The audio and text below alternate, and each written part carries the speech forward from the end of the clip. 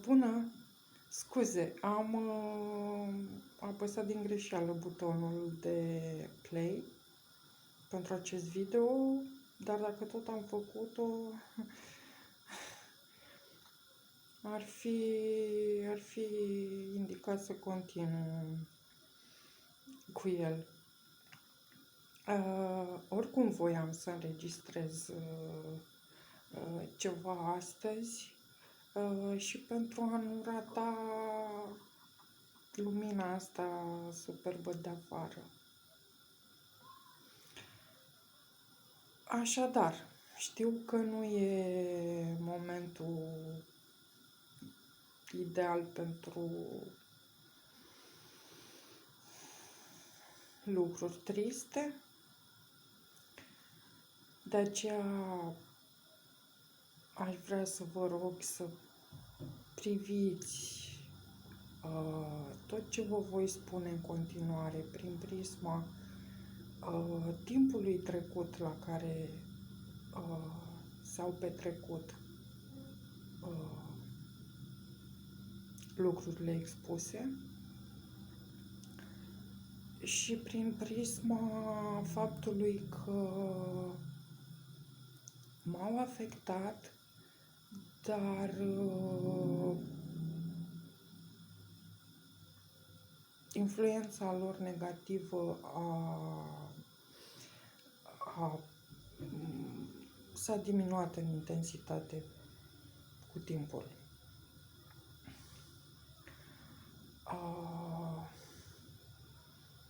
Practic, în ultimii ani, să spun 3-4. Însă, pe parcursul întregului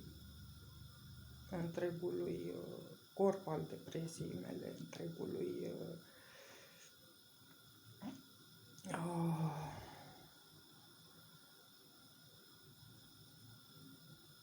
desfășurător, ca să spun așa, care a durat 14 ani, ele au fost maxime ca influență. Bun, din nou am tendința să mă pierd în termeni, așa că o să păstrez expunerea cât mai simplă reușesc. Suntem la începutul anului 2003 și anume în martie, pe 4, nu pe 2, cât e azi,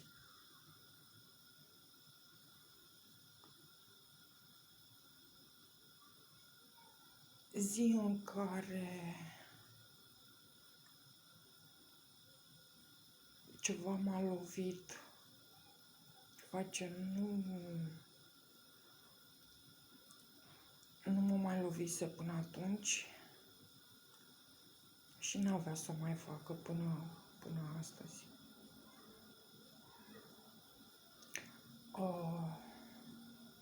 Ce s-a întâmplat atunci a fost o întrerupere de sarcină,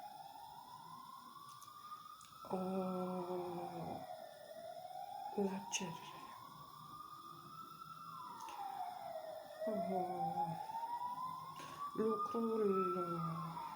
Faptul în sine m-a înmărmurit, m-a lăsat fără reacție mentală, emoțională,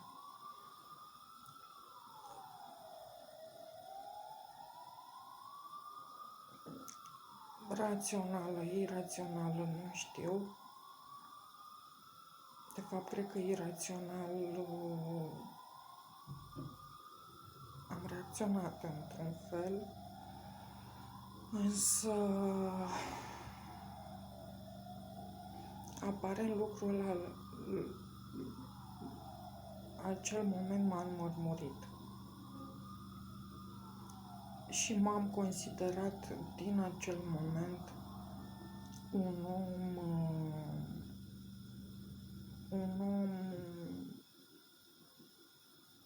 care nu merită nimic bun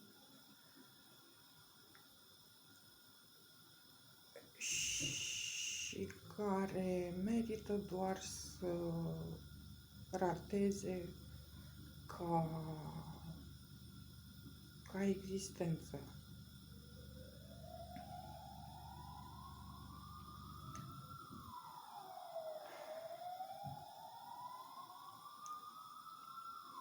Toate acestea, însă, la un nivel, repet,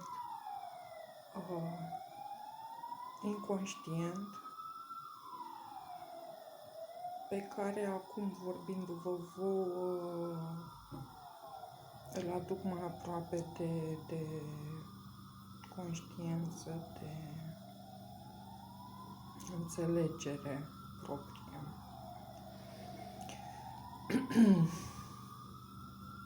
2 luni mai târziu, cred că pe 10 mai 2003, suntem în 2003,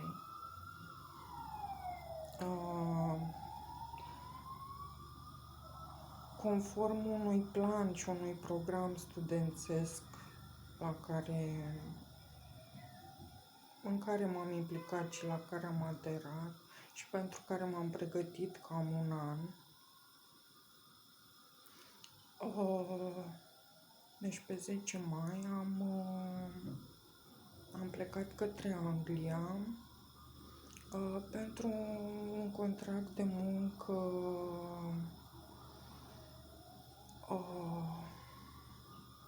la o fermă din Kent.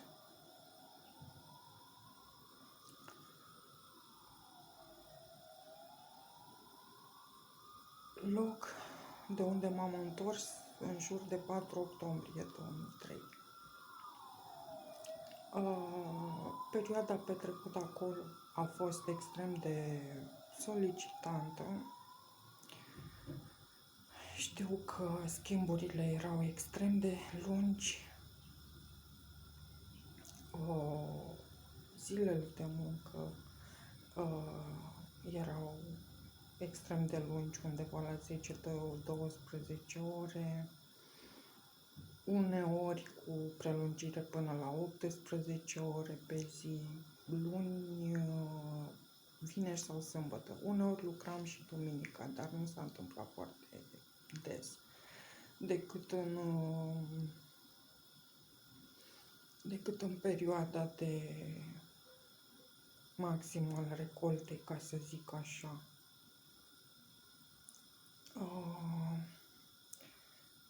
Iar la întoarcerea din UK, repet, în octombrie 2003, m-am trezit, exmatriculată din facultate.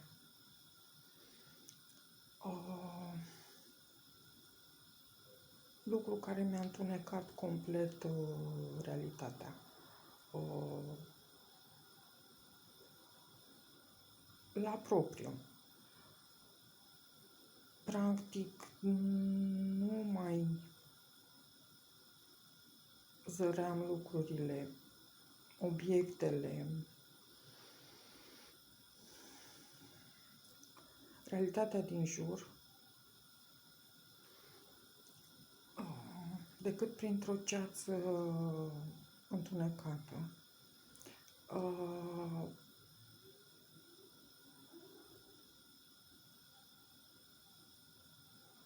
Practic nu mai eram prezentă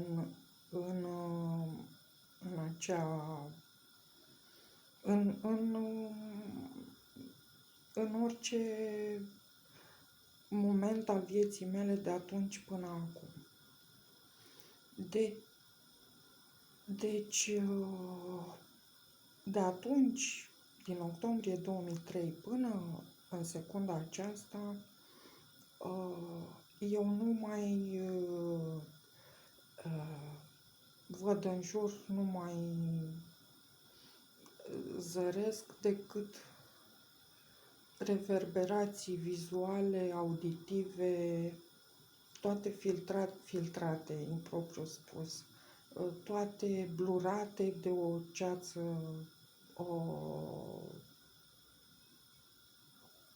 întunecată. A fost momentul declanșării oficiale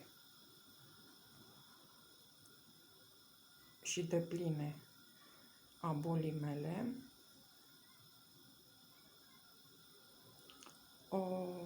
Ce a continuat au fost 4 ani, 2003-2007, de insomnie, atât ziua cât și noaptea. Îmi amintesc că la interval de câteva zile, uneori număram chiar și 7-8, îmi pierdeam conștiința, mi se închideau pur și simplu ochii. Nu știu câte ore în cap în 7-8 zile, cred că peste 100. Asta timp de 4 ani s-a întâmplat și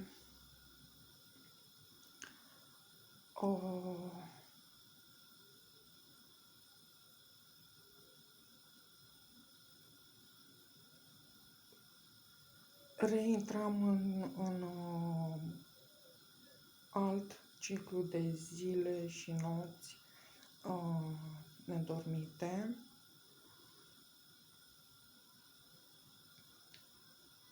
Concomitent cu care alimentația era aproape inexistentă, în sensul că mi-amintesc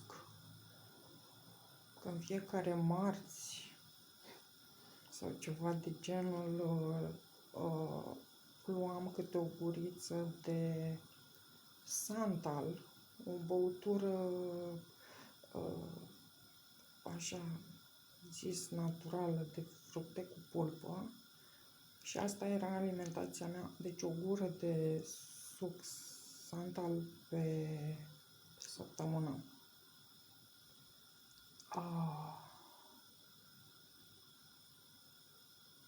Totul, cele două simptome, concomitente la rândul lor cu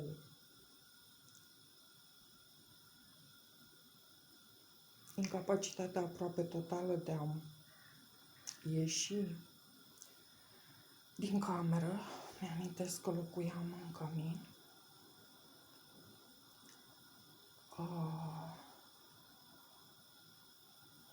Și cu durere și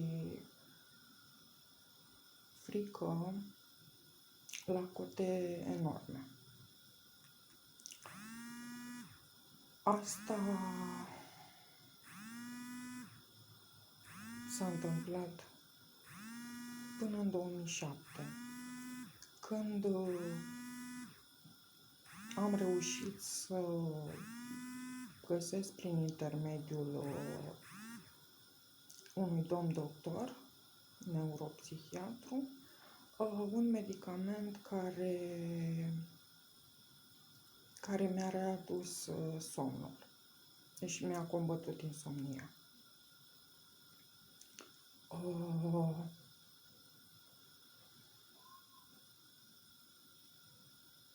Și atât. În sensul că restul simptomelor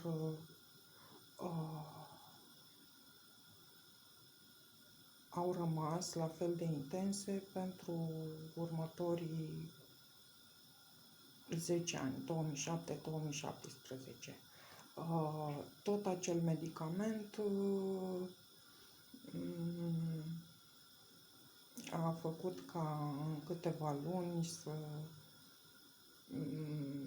nu știu, mă îngraș de la undeva de la 50 de kilograme la 80. Dar asta e secundar. Deci cele două simptome rezolvate, bifate de acel medicament au fost insomnia și apetitul alimentar deficitar. Închei, v-am reținut din nou foarte mult. Nu știu cum veți primi relatarea mea, însă vă rog și vă invit să nu o primiți